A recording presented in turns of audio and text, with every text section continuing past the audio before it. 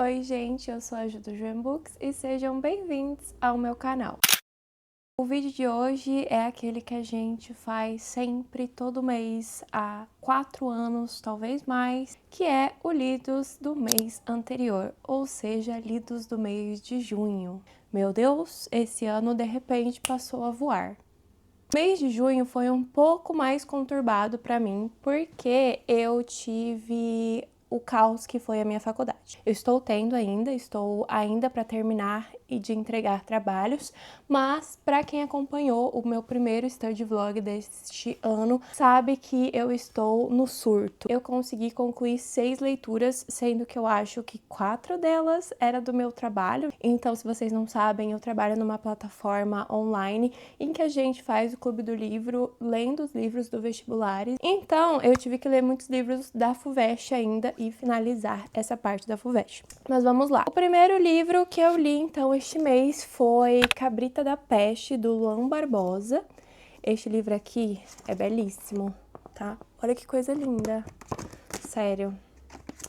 E ele parece um livro super longo, porque ele é mais grosso, assim, mas na verdade ele é um livro que flui muito rápido.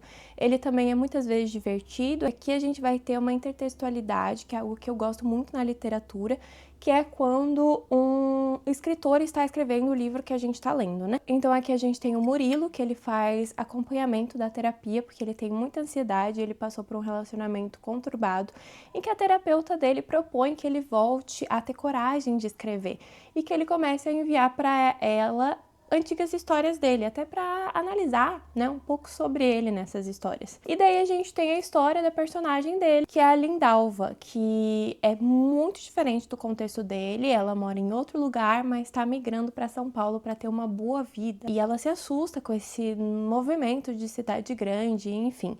Muito interessante também a história da Lindalva. Eu, pessoalmente, me apeguei mais à história do Murilo. Achei que eu tinha alguns anseios mais parecidos com o dele, né? Fiquei mais curiosa na parte dele, mas achei as duas partes bem interessantes. Essa aqui foi uma publi pro Instagram, então se vocês quiserem saber um pouquinho ainda mais do livro, eu vou deixar meu post do Instagram que eu fiz para esse aqui embaixo. E eu acabei dando 3,5 para esse livro aqui. Recomendo bastante para quem quer uma leitura diferente e brasileira, né?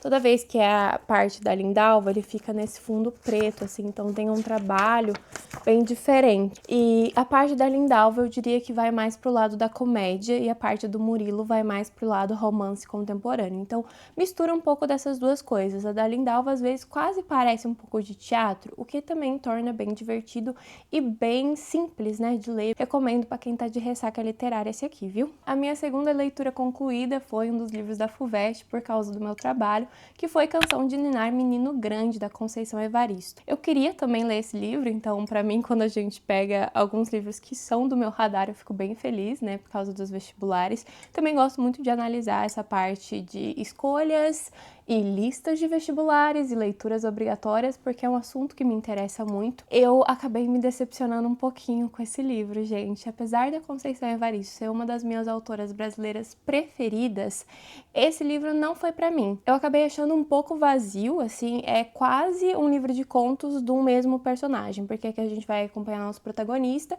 que ele é funcionário de quem conserta, né, os trilhos de trem, então ele viaja para vários lugares com os trens. Em cada lugar ele coleciona souvenirs que são mulheres, o relacionamento com mulheres, apesar dele ser casado e ter uma esposa em casa, com filhos, enfim, ele não consegue se controlar. O que é interessante é que a gente também tem uma narradora que está ouvindo a história de uma pessoa, que é dali mais ou menos essa narradora, a Conceição, porque ela admite que estava ouvindo a história mesmo, né?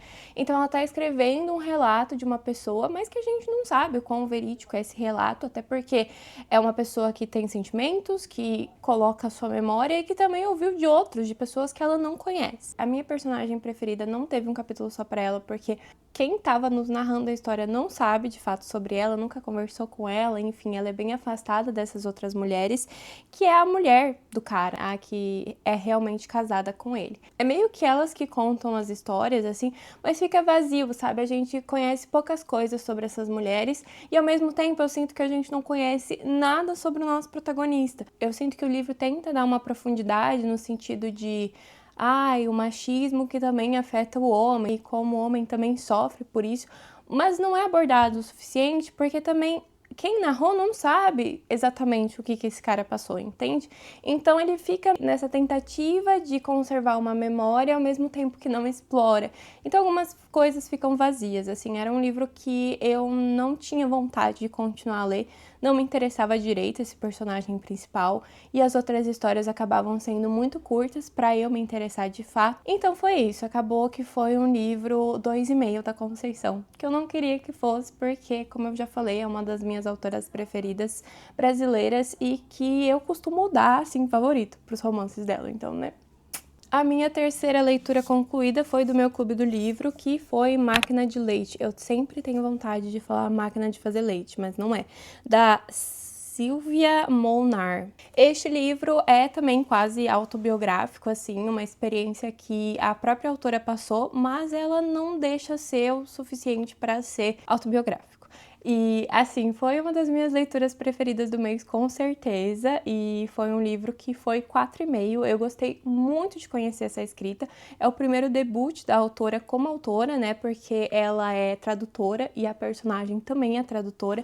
Então, esse limite da tradução e da dualidade das coisas e não conseguir colocar em palavras certas coisas também é presente nesse livro, mas, basicamente, esse livro é sobre maternidade e sobre as primeiras semanas e a dificuldade das primeiras semanas. Então a gente tem aqui uma mulher que tinha toda a sua vida e que passa a ser só mãe, né? Ela cuida dessa neném recém-nascida enquanto ela está um pouco enlouquecendo, muito entre aspas, nesse quarto, né? Nesse apartamento dela, porque ela não tem o apoio total do marido, ele precisa ir trabalhar e ela fica sozinha o dia inteiro com essa criança. Ela também não tem apoio de família, porque a gente vai descobrir ao longo da narrativa que a mãe dela não é mais presente. Ela também não tem amigos de fato que vão ali para dar companhia, enfim. Então ela fica sufocada com essa criança, que ela não sabe direito como cuidar e que chora muito, né? E que exige muito dela constantemente. E é umas reflexões do quanto ela se perde nesse momento para só ser mãe, para só ser a pessoa que cuida daquela criança, daquele neném, né? Então é sobre essas primeiras semanas aí, eu acho que nem chega a dar de fato meses, e como ela perde a essência dela e também coisas que começam a acontecer nesse apartamento. Então, por exemplo, conversas ou não conversas com o vizinho mais velho. A gente teve algumas reflexões muito bacanas sobre se essas conversas aconteceram mesmo, porque o vizinho de fato existiu, pelo que a gente entende no final do livro, mas talvez as conversas sejam uma forma para ela não machucar fisicamente a bebê, o que também é muito interessante, né? Não tem nenhuma prova que essas conversas de fato aconteceram ao longo do livro. Também não é um livro linear e a gente também às vezes tem algumas pesquisas do Google dela. E eu acho que aqui ela cria definições muito importantes sobre ser mãe. E eu acho que pensamentos que muitas mulheres hoje em dia pensariam ao ser mães e que elas não podem admitir que pensam porque a sociedade não permite que a gente seja uma mãe que às vezes tenha raiva da criança e do choro da criança e, enfim, se desespere com isso. Mas não só o choro da criança, sabe? É uma proteção também que ela não sabe direito como controlar. Então, assim, você dá à luz a uma menina e todos os riscos de ter uma menina e de criar uma menina.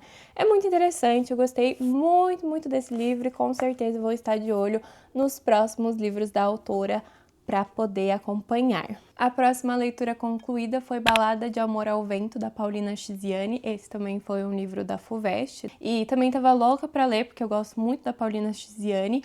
Esse é um livro de romance mais curto dela, se eu não me engano, é um dos primeiros, se não o primeiro que ela escreveu. E é uma autora que eu amo muito, que eu favoritei tanto o Niket dela quanto Ventos pro Apocalipse, que também foi um livro que a gente leu pro meu clube de leitura, o Catarse, ou membros do YouTube, porque ela é uma autora moçambicana e que eu sempre gostei muito, e esse livro também tem muitos elementos de coisas que eu gosto da Paulina, apesar de focar mais no romance romântico. E é muito estranho a sensação de quando... Eu acho que é a mesma sensação que eu tive quando eu li Tudo é Rio, da Carla Madeira, que é quando pessoas que eu não gostaria que tivessem juntas, que ficassem juntas, são o foco do romance romântico, porque a gente tem uma desigualdade de coisas que acontecem. Então a gente tem aqui a nossa protagonista, que ela é de Moçambique, de uma aldeia de Moçambique, e ela se interessa por um cara que estava estudando para ser padre.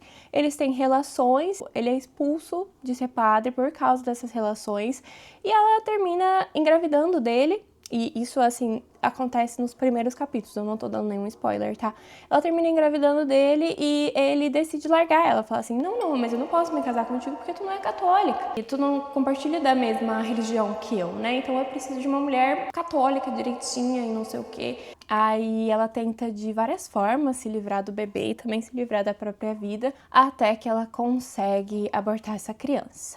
A gente vai para uma segunda parte, que é a parte principal do livro, que é quando ela é casada daí com um rei, com um príncipe, um futuro herdeiro. E ela é casada com uma primeira mulher, mas na verdade este cara já tem outras mulheres e outras amantes e outras noivas. E a função dela é dar o primeiro homem, porque ela é a primeira esposa. Então seria o herdeiro oficial dele. E como este outro cara do primeiro começo entra na vida dela de novo. Eu acho que é um livro que fala muito sobre religião, fala muito sobre poligamia e sobre o direito da mulher, né? Nesses lugares que o homem pode ter várias mulheres, mas a mulher só pode ter uma relação, né? E também de como é pra mulher viver a vida em certas sociedades, assim. Eu acho que é um livro muito interessante, ele é bem rápido de ler. Eu li por e-book, que estava disponível no Everand, mas foi muito legal e eu gostei bastante. Eu dei 4 estrelas para esse. O próximo livro que eu li foi um audiobook do Everand, que é Como Terminar uma História de Amor. Gente, este é um romance contemporâneo, que na verdade eu li em inglês, mas eu vi que ele tinha tradução, e daí eu salvei como essa pra já ficar direto pra vocês. Eu não sei como é a tradução, porque eu li em inglês. Eu acho que muitas vezes as escolhas de certas frases influenciam na leitura. Por exemplo, tem um livro que eu amo, que é Rascunhos do Amor, que eu sei que todo mundo odeia, mas eu li em inglês. E é tipo assim, eu não sei se é porque o meu gosto de romance é totalmente o oposto das pessoas, ou se é porque eu leio as coisas no inglês e são mais passáveis as frases pra mim. Não sei o que acontece. Mas enfim, a gente tem aqui um romance que é muito esquisito e, enfim, é um romance romântico. Como terminar a história de amor? A gente tem uma mulher com quase 30 anos, ou já 30 anos, que ela é escritora e a gente sabe já no primeiro capítulo que ela perdeu a irmã quando ela era adolescente, que a irmã se suicidou. E ela, no futuro, vai fazer a adaptação do livro dela para uma série. E quem vai ajudar a escrever o roteiro dessa série é o cara que acabou atropelando a irmã quando ela se jogou para se matar. Complexo demais. O relacionamento vai se dar entre esses dois, em tipo assim, a culpa que ela dá pra ele, ao mesmo tempo que ela não consegue isentar essa culpa, então trabalha bastante nisso, que ela não consegue isentar a culpa, porque isso seria admitir que a culpa é culpa, entre aspas, tá? Da irmã. Não tem a ver com ele, que a irmã realmente quis se matar. E é sabido, comprovado que ela realmente quis, né? Mas é esses conflitos internos, né, que você sente, como lidar com isso, como se aproximar de uma pessoa que sabe tanto sobre segredos que você não mostra pro outro e que é, de uma certa forma, também afetada por isso. Então também tem uma dupla visão, a gente também tem o ponto de vista dele. E eu achei muito legal no audiobook que mudou pro cara nessa hora, né? Então era uma mulher e um homem narrando. Então ele também tem muita ansiedade, ele também tem muitos problemas por se sentir culpado pra morte de alguém, por ser a pessoa que estava dirigindo aquele carro naquele momento, independente se ela ia fazer aquilo ou não. Você acaba sendo responsável por isso. Então eu acho que trabalha com linhas muito difíceis e eu acho muito intrigante quando o romance vai para esse lado. Eles têm uma química absurda, gostei muito da química deles e é quase um slow burn, né? Porque a gente vai lidar com esses sentimentos de ódio mesmo, que eu realmente entendo por que eles seriam inimigos, por que eles não se dariam bem no começo, no caso dela, com ele. Enfim, eu gostei bastante desse também. Eu acho que Seria um 3.8, que vai para 4, vai. A última leitura oficial que eu fiz foi Caminho de Pedras, da Raquel de Queiroz. Eu gostei bastante desse livro.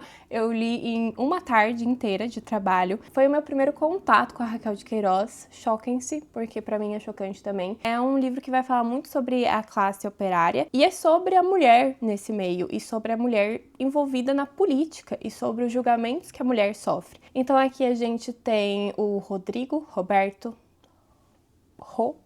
alguma coisa, esqueci o nome do nosso protagonista. A gente começa com ele saindo no Rio de Janeiro, indo para uma cidade menor e se envolvendo na luta da classe operária daquele local. Se eu não me engano, é no próprio Ceará que a Raquel de Queiroz nasceu. E daí ele se interessa muito por uma mulher que vai virar a nossa protagonista da história, que ela é casada, trabalha num lugar de fotografia, então ela faz um tipo Photoshop manual e ele fica muito interessado nela. Ela tem um filho que ela ama muito, que ela chama de Guri, e ela tem um marido que razoavelmente trata ela bem, mas que se afastou dos discursos políticos por aparentemente medo, por não querer mais se envolver e julga um pouco ela por querer continuar nesse ambiente, principalmente por ela ser mulher, mas por causa desse medo que ele tem dela acabar sendo prejudicada ali. O que acontece é que ela e esse nosso antigo protagonista, que daí passa a ser mais sobre ela, começam a se encontrar por causa desse movimento político e entre eles rola uma atração muito grande. Então é como todo mundo ao redor dela passa a ver isso, essa relação entre os dois e como esses movimentos políticos afetam ela também. O que é muito interessante. Eu realmente não esperava que esse livro fosse para esse caminho, assim, eu não sabia nada sobre esse livro e me fez ficar ainda mais curiosa para os outros trabalhos da autora. Eu acho que é uma autora brasileira que provavelmente vai entrar nas minhas autoras favoritas, então eu tô louca para ler outras coisas dela.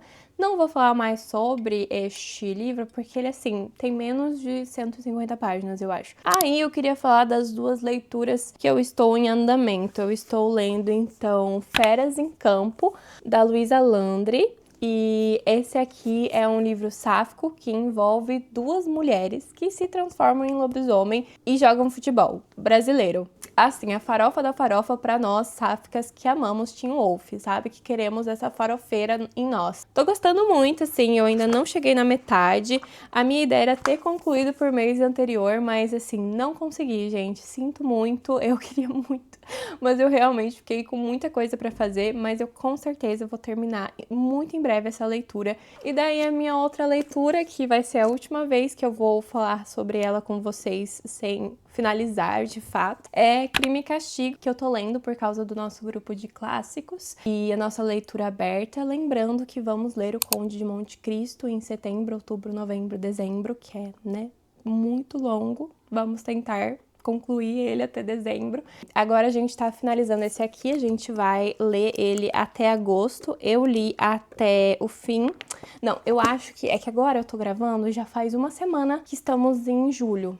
Eu acho que eu tinha chego até o meio da terceira parte, vai. Eu tô brisando muito nesse livro, né, porque vai falar sobre o Roja, que é um estudante que não é mais estudante, porque ele largou a faculdade, que ele tá, assim, sofrendo de depressão, de ansiedade, de tristeza, de doenças também que a gente não sabe dizer, tipo febre e alucinações, e ele comete um crime para conseguir ter dinheiro. Eu acho que é um livro muito atual, apesar de muito antigo, né?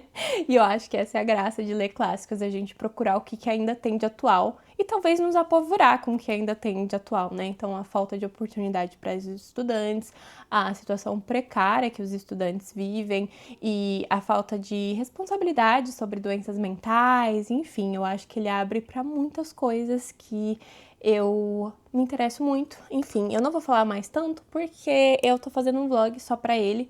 E é isso. Essas foram as leituras do mês. Eu espero que vocês tenham gostado desse vídeo. Lembrando que eu tô coletando informações e quanto mais resposta eu tiver de mais pessoas diferentes, melhor pro canal vai ser. Eu tô coletando até 5 livros favoritos e o signo de cada pessoa desse canal, que é pra talvez 3 vídeos distintos, em especial as metas que a gente tá batendo de inscritos. Então, por favor, entrem no formulário que tá aqui embaixo na descrição ou no fixado também vai estar, e respondam até 5 livros que vocês gostem e coloquem o signo de vocês para esses vídeos que vão vir, por favor. Lembrando, se você não for inscrito, por favor, se inscreva, deixe o hype para ajudar esse canal e entregar a mais pessoas, e o gostei.